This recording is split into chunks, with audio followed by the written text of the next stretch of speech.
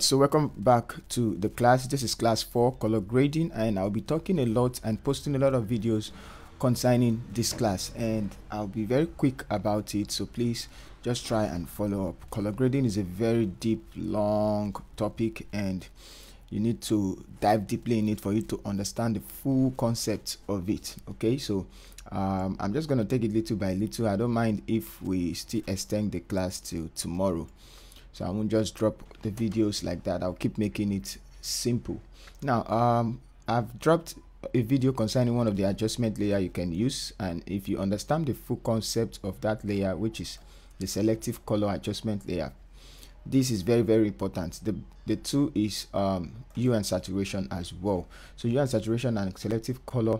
There is another one which they use in doing LUTs, contrast in LUTs, which is the curve, and also you are going to see it with the gradient map. Let me open up a plugin for you so that you can see. So this is infinite color plugin. I'm actually going to open it up now, and you're going to see the adjustment layer that comprises of the color grading. So here we have curve, color balance, selective color, gradient map, and color lookup. So all this together, when I press create, it's actually going to create a color grading for the image. Let's just quickly press create. It's going to give us a pop-up, so just let me close it back. Now it's created color gradient map, selective color, color balance, and curve.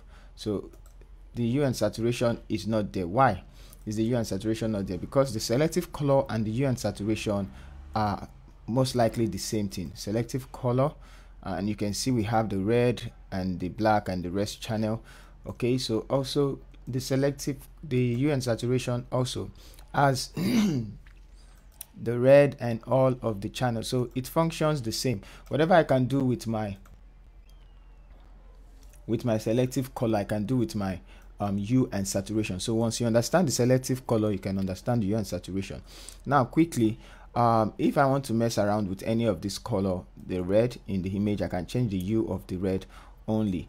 If there are yellows in the image, I can go inside and change the hue of the yellows inside the image. So it depends on what you want. So also I can go inside the greens and change the hue of the greens in the image. So you can see how it affects the head and all of that. Okay, so now this same thing with your what's it called now, the same thing with your selective color. Now the thing is, let me get rid of this one. The thing is, there are sometimes when you want to color grade, you want to mess around with the lighting. Let me open up camera raw filter. Let me quickly open up camera raw filter. So filter, camera raw filter. Now in this camera raw filter, you are going to see that for us we have this one, which is our color balance in Photoshop. The color balance we have in the Photoshop, which affect mid-tone, highlight, and shadows. This is also the same in Capture One. So whatever you see there, you can see it in Capture One, and you can still see it in Lightroom. So this is replicate Lightroom. You can also see under the color mixer we have all this slider, which is very, very good because we don't have it in the adjustment in Photoshop. We have limited. We have the one that can change hue, we have the one that can change saturation, and we don't have the one that can change the luminance. For example, if I choose the luminance tab and I want to brighten up the white, you can see how it brighten up the white, it darken the white and up like that, and the rest bringing it downwards, just like something like this. Okay, let's say we want to brighten up whatever is in the image, so something like make it look babyish. Okay, so and then I want to decrease the saturation. All of these, they are saturation, but there's no luminance. But let's just click OK now, and let's go back to our image. Now because we achieved this, and if you check, we have hue and saturation here, we don't have luminance. How are we going to affect the luminosity? If I want to affect the luminosity, it's just to use the blending mode and change that layer to luminosity, and whatever I adjust, it affects the luminosity. you can see that it's affecting the luminosity.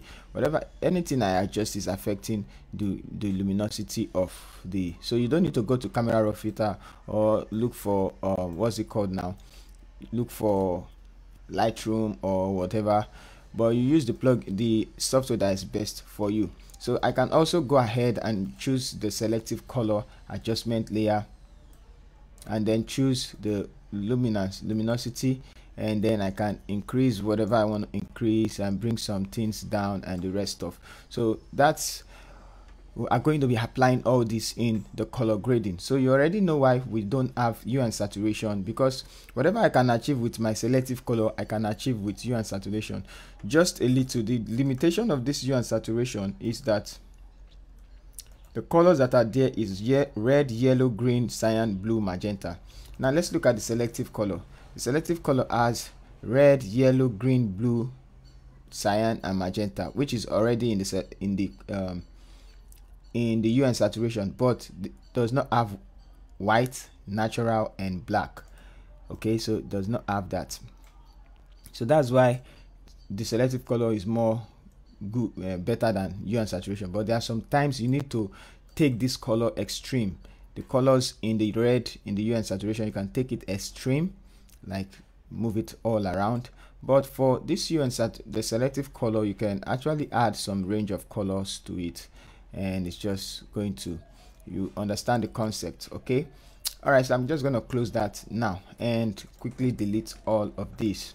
So you already understand the concept of hue and saturation in the image of color grading. We are just using it, it's still the same as what selective color.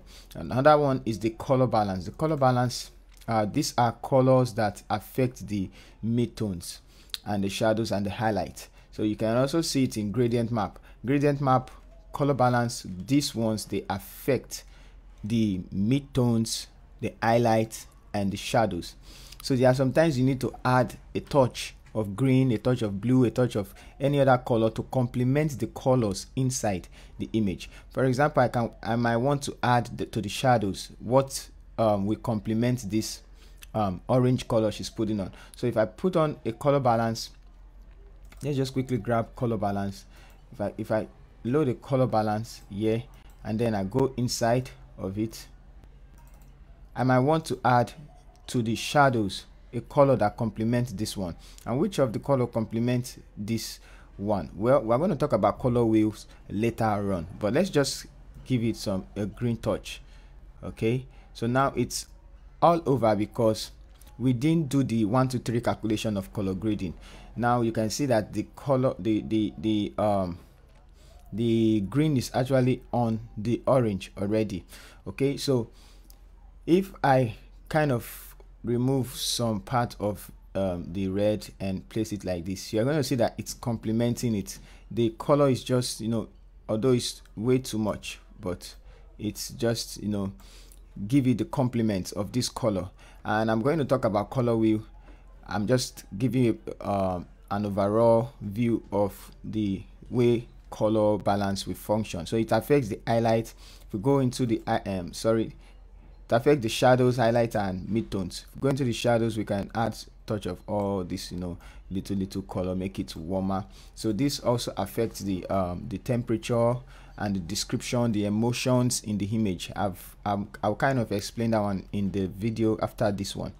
Okay, so that's for that. So those are the things we are going to be looking at: the color balance, the selective color, the hue and saturation, and which other one was listed. Now the curve is very important because sometimes you need a very contrast image. The curve also describe emotions in an image.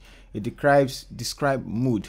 Okay, so sometimes when you have something very contrasty, describe a strong image. When you have something very light, it describes something like love. You can see this one, very simple, but describes something like romance and just calm feeling. Whereas if I use a very strong one, it describes something very harsh and strong mood, or whatever you can describe it as. So this is a very simple one to explain, and curve is one of the best way to add emotions through contrast and the rest. So that's why you see that this plugin has only these 4. But I'm going to now explain how to use the hue and saturation in-depthly and the selective color in-depthly, because that is what we're going to use in explaining the color grading. Instead of doing guesswork, we are going to be using all those instead. All right, so thank you. Let's continue in the next class. I don't need to explain hue and saturation for you now. You already know what hue and saturation. I just explained it just now. You can, the red in the image, you can change the red. Let's say we want to change this color, this one. You can see that it's going to pick red, but we don't have that color yet. You can take it up just the way we're doing color correction and focus more on that that color itself. So something like this, and then you can change the blending mode of it, sorry, the hue of that color, like that, and the rest. So it's sometimes very hard for you to get. So that's why before you're shooting, you need to know the background you have to use, the color she's going to put on. You need to prepare your background and prepare the colors you want to appear in the image. So for this one, you can go to the yellows. You can change the hue of the colors in the yellow. You can go to the greens. You can change the hue of the greens in the image, and even change the saturation. So most of the time they use this one for saturation, because if you check the selective color, there are no saturations in the selective color. We only have colors that we can add to it. But what comes into play when we have saturation? I'm going to drag in one image. Okay, so this is an example where saturation comes into play, of which you already know that the selective color does not have saturation, the saturation slider. So when you want to get some kind of effect like this, where you have some places desaturated, you need the hue and saturation adjustment layer. For example, look at this one now. Let's say the selective color, I might use the selective color, where's the selective color now? I might use the selective color and mess around with the greens. Now, so, like I told you, this color you might be seeing, this one on the chair, is actually a red color. So you need, and this one on some part of the color on our skin can be a yellow color. So you need to blend these two together and then work on it.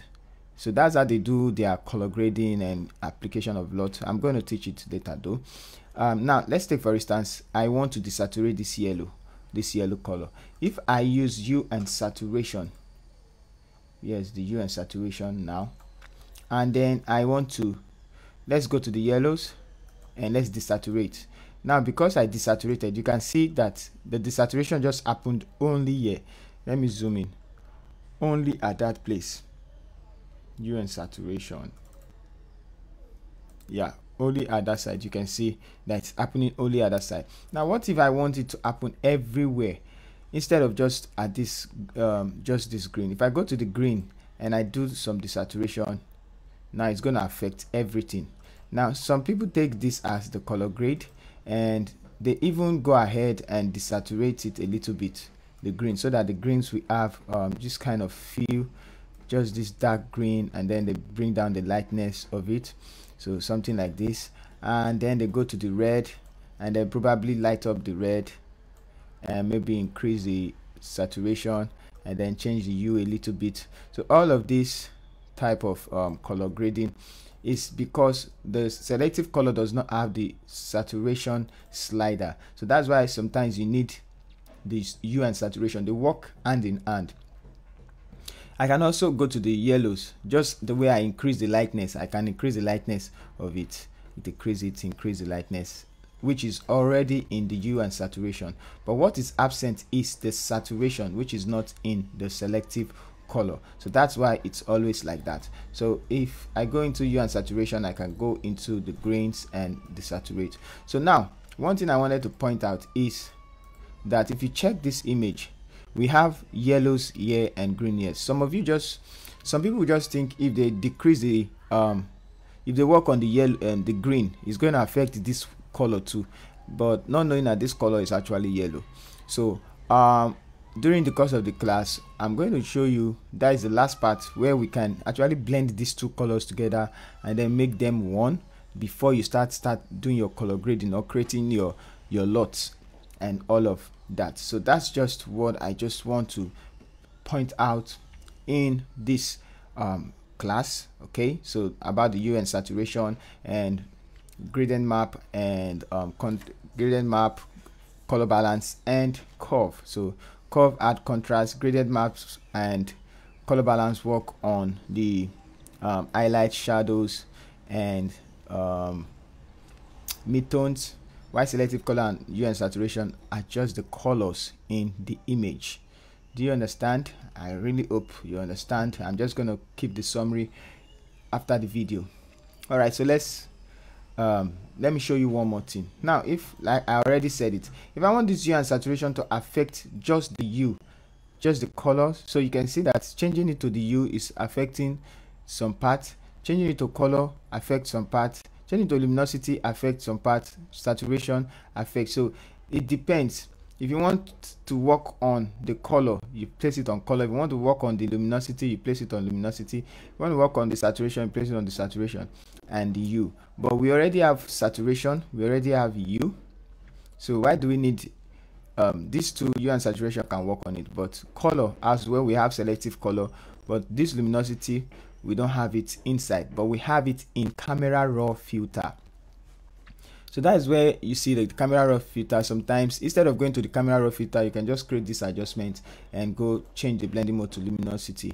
Okay, so it now starts affecting the luminosity and you don't need to go to camera raw filter. But the camera raw filter is actually very easy because it's straightforward. You can just, you know, go to the camera raw filter and then go to the luminosity tab, increase or decrease the orange, increase or decrease the cyan.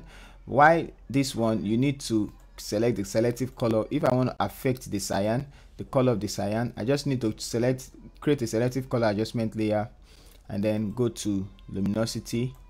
And then if I want to affect the greens in the image, I go to the greens and, you know what, pop up or bring down, whichever one. You can even, you know, bring out whichever one you do is actually going to affect the color, the lightness of it. So the best is actually this one because it gives you more room to edit inside. Instead of the ones in camera raw filter, you just have only one slider. Yeah, I can mess around with the colors inside that particular color. All right, so but for Capture One is actually very easy to use, but you need to use masking in Capture One, and I prefer Capture One to all of this, but when it comes to creating LUTs, I prefer Photoshop.